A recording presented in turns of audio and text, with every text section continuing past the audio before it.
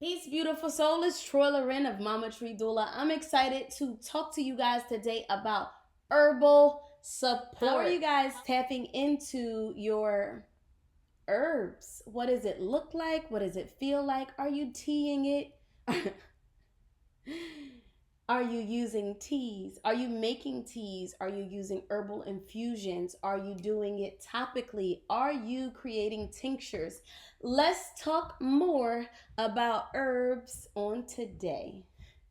Are you tired of feeling overwhelmed, exhausted, and sick to your stomach trying to maintain pre pregnancy responsibilities, grow a baby, and be the best version of yourself for everyone else? If you desire a stress free birth and postpartum healing that physically prepares your mind, body, and soul for parenthood without the fear, confusion, and isolation that comes with unsolicited advice from both medical professionals and loved ones, then, mama, you can turn fear into joy, confusion into confidence, and isolation into connection without feeling guilty, selfish, or inconsiderate. And I'm going to show you how. Welcome to Nurture Your Pregnancy Journey podcast. I'm your host, Troi, creative mother of two, birth coach, and traditional postpartum healer. On this podcast, you will learn the effects that stress has on your pregnancy journey and practical tips that will help you seamlessly insert self-care into your daily life from professional parents just like you who desire to put the control back into the hands of mothers for a positive pregnancy, birth, and postpartum experience. So whether you're a first-time mom or a mother of many, I am here to support you as you only do the things that bring you joy. Let's go. All right. So, what I know is I love to do a daily tea. I love to do multiple tea bags. I've always loved to do multiple tea bags in my cup. It was just something that felt good for me. I knew it was there was more to life than just one tea bag. I needed more than just peppermint. And then when I ran into things like turmeric and ginger, I was like, oh, this is amazing. But then I was like, wait, maybe it needs a little something else.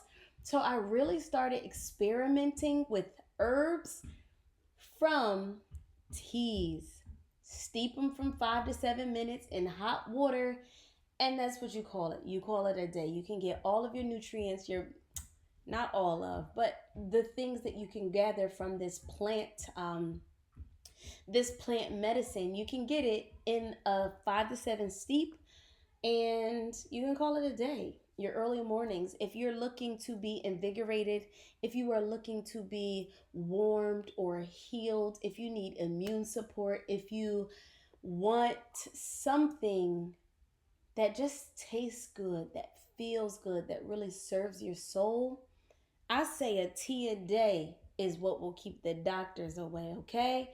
Bunk that apple. It's about the tea. So, what are you sipping on in the mornings? I know a lot of us go for coffee. I'm not a coffee girl. So, I also don't need coffee alternatives. But I do love a good herbal infusion. I love a good herbal blend. I love a good tea in the morning. What I did learn throughout my studies as a birth coach and a postpartum healer in Morocco, there are herbs that warm your body, and then there were herbs that cool your body. There are herbs that warm your body, and there are herbs that cool your body. I think that that's really cool. Some of my favorite herbs to use that are warming: allspice, whole cloves, fennel, star anise. I learned that thyme and rosemary are antimicrobial and antibacterial, so I started throwing those into the mix. My star anise and anise seeds and fennel, things like that, give the flavor some depth. I would even throw a bay leaf in there, okay? Now, when it comes to the whole cloves and the allspice, I feel like that's just numbing. It supports my vocals. I always love that, but it feels like it warms my body and it numbs it. So it also kind of like helps manage pain a little bit in my experience, y'all, okay? I am just telling you what I have come across in my experience with it. I don't know all the things. I am not an herbalist, but I do widely use plant medicine in my life daily. I've even gone so far as like making teas. This is funny because I used to be like, why can't I just make a savory tea? And it's like, no, sis, what you mean is a broth? Because I'd be like, I could put red onion and garlic cloves, and I can do a little bit of this and put it in a tea. That is technically a broth. It's a vegetable broth, but I was so for it. I'm like, no, this is a tea, which really speaks to my understanding of the healing powers that tea really possesses. I never did too many caffeinated teas. It's not my jam. It is not a thing that I'm into. So you're not going to catch me with black teas. You're not going to catch me with too many green teas unless I have like a throat thing I'm trying to remedy. Green tea, apple cider vinegar, a lemon, and some hot water. Boom. That's a remedy. That's a medicine. But I'm not drinking green tea for enjoyment. It's caffeinated. I don't need I don't need anything else to get me as excited as I need to be for life. I come excited for life. It is my baseline. It is the setting that I start with. Excited for life. So that's really beautiful. That's how I use my herbs, mainly as a tea. I also started to use them topically. I would infuse the herbs that I created or that I grew on a farm. I used to work at a nonprofit on an urban farm, and that nonprofit was called Urban Creators at the farm Life to Grow, right in the heart of North Philadelphia at 11th and York. I was in charge of the herbs, and I was also in charge of the added value products. So that means I could take the mints and I could take the thymes and the rosemaries and I can take the oregano and I can do whatever I wanted with the comfrey and put it into a product and share that information and that knowledge with the community. That's exactly what I did. I started to infuse oils, lavender oils, the rosemary oils, thyme oils, all kinds of oils. And then I would put them into butters and I create a body butter. And from there, I sat with that in since like 2014, right? So we're almost talking 9 years now that I've been dabbling into the topical use of herbs. Needless to say, about maybe 6 years ago, when my child was born with skin issues. Let me take that back, okay? Let me not lie to y'all. My child wasn't born with skin issues. What I understand now is that when my son came out of the womb, they wiped all of the good stuff off of his body and he got dry. The thick, creamy substance that babies are born with, the substance that keeps their skin protected over their 9 months in the womb, that when they come out, a blot is appropriate and it's necessary to remove any film, any blood, or anything like that. But that cream, that should stay there. It's there to be absorbed into their body to help really to help ensure that their skin will remain healthy for the rest of their lives. So, the first mistakes that hospitals make and parents allow hospitals to make for them is to vigorously rub that creamy substance off of their baby. You are you're betting 1,000 for eczema for your child for the rest of their lives. And if you don't really know how to remedy that and to put that moisture back in there, it's really a lifelong problem. So when it came to me and my son, I started a skincare line. I was like, I know how to do this. I know how to fix it. It was full of shea butters and cocoa butters and, a variety of herbs, oils, and butters. I put into a bottle and a container and I rubbed him down. I made sure it was safe for him, and I then shared it with the world in a product that we call Soul Journey Apothecary, where we not only create body butters, but we create liquid black soaps for the people. And y'all, let me just tell you, I'm thinking about adding some oil pulling into that. That's a different use of herbs that I really get into. I love it. If you like white teeth, if you like to draw toxins out of your body, if you like a tight little jawline, get your face right. Like, how do I get my double chin out of here? Oil pull. 20 minutes a day. And what I really love to do with that is I take some coconut oil and I put a bunch of different herbs in it. And depending on how I feel on what day, will depend on which herbs I put into it. Sometimes I might want it more cool. Sometimes I might want it more warm. But regardless of the process, I use the herbs and I use the coconut oil and I just do the thing for 20 minutes. I'm like this for 20 minutes.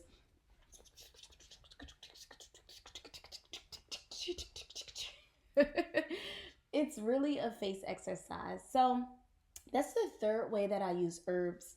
Of course, I use them to cook, right? That's number four.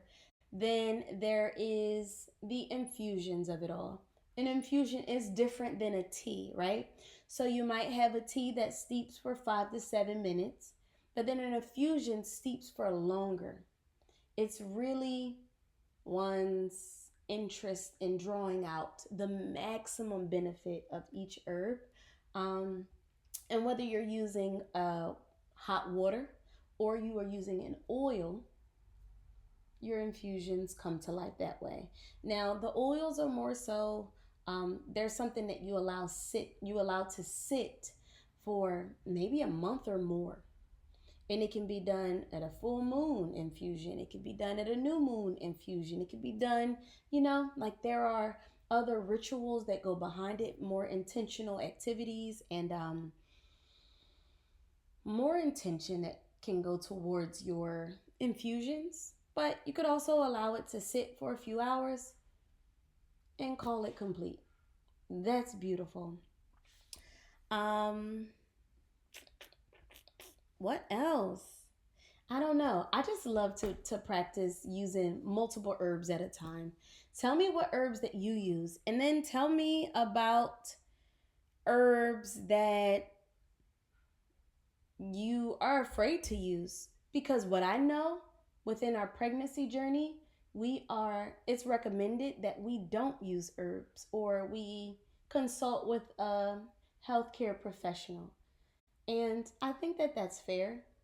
It's also fair to understand that they don't always have the knowledge to share with you. Their job is to mitigate emergencies. Their job is to ensure that their job is the easiest job of the day. And they don't want you using herbs that could possibly bring on induction.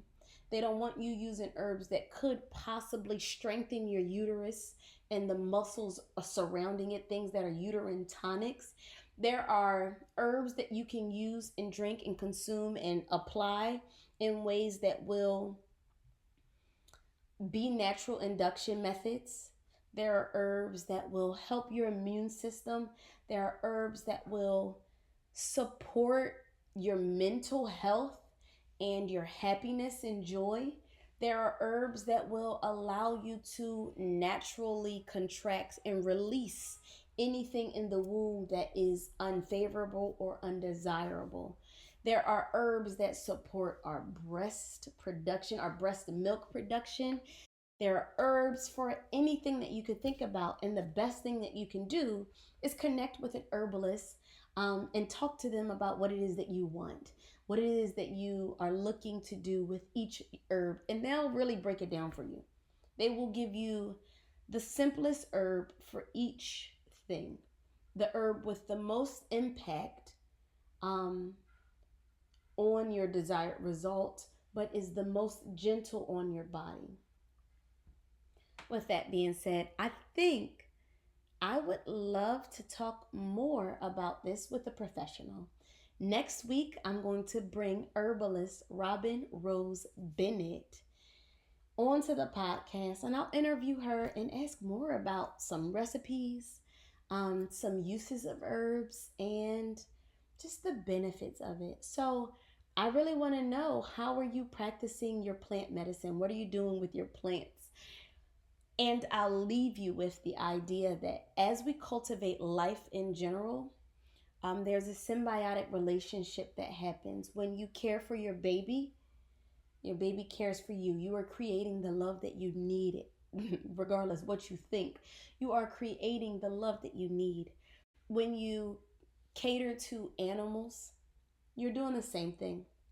You raise animals, whether it's cows, goats, dogs, cats. You're creating the love that you need in the way that you need, right? We understand that goats do the milk thing, or they do the wool thing, or the fur, whatever it is they do. And cows do the milk thing, and they do the dairy thing. And if you are tending to them with love, then you get love back. The same thing with our plants. If you are giving them love, then they give you love back. So I also want to challenge you to consider investing in a plant or two to cater, to cultivate, to love, and to grow as your medicine. So whether that's a rosemary plant, thyme plant, a oregano plant, a basil plant, whether it is a mullein plant, lavender, mint, so many options. See how you can tap into growing your life, healing your life through your plant medicine, through cultivation. So, with that being said, my name is Troi. I'm going to talk to you guys next week on the next episode of Nurture Your Pregnancy Journey podcast. I'll see you soon. Beautiful soul, that's a wrap for today. Look at you taking time out of your busy schedule for self-care. If you enjoyed today's episode, do me a favor. Follow the podcast and write a review. Following and sharing is the best way to ensure that mamas just like you learn how to nurture their pregnancy journey. It also lets me know if you are enjoying this. So before you go, follow and share your thoughts, all right? I will catch you on the next episode. Happy baking and happy healing. Oh, let me come back. I ended it too soon. There's also a way that our perineum can be supported through herbs. Okay?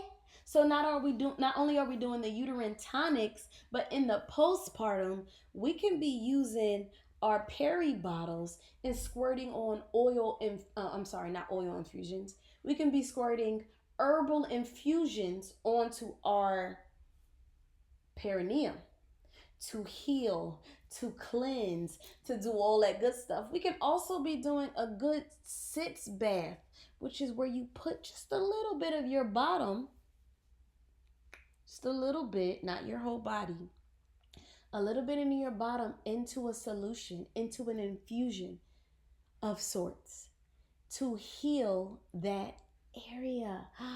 Is that the 5th or the 6th way? I don't know. But what I know is there is endless possibilities for herbal support, and I want you to tap into it. I want you to do some research and see a little bit more. Open your eyes to the idea, because what it is just you being natural in nature. Whew. Let's work on getting you the birth of your dreams and the postpartum healing you deserve, all right? I'll talk to you soon.